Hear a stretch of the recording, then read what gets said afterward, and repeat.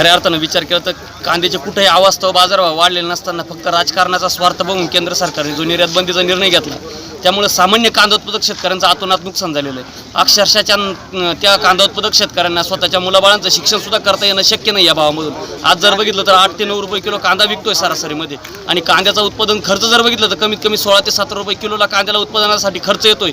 या परिस्थितीमध्ये असंच जर चालू राहिलं तर भविष्यामध्ये आम्हाला कांदा शेती करणं सोडून द्यावं लागेल आणि दुसरा काहीतरी पर्याय बघावं लागेल। जर तुम्ही भविष्यातील राजकीय स्वार्थ बघून कायम कांद्यावर निर्यात बंदीसारखे जोखडं लावत असाल तर कांदा हे शेतकऱ्याला परवडणार नाही आणि त्याच्या इथून पुढे ही कांदा शेतीच आम्हाला सोडून द्यावं लागणार आहे। त्यामुळं केंद्र सरकारला विनंती करतो की त्यांनी लवकरात लवकर निर्यात बंदी उठवावी आणि सामान्य कांदा उत्पादक शेतकऱ्यांना थोडासा दिलासा द्यावा। आत्तापर्यंत हजारो कोटी सामान्य शेतकऱ्याचं आमचं 2-2, 3-3 लाख रुपयाचं नुकसान झालंय।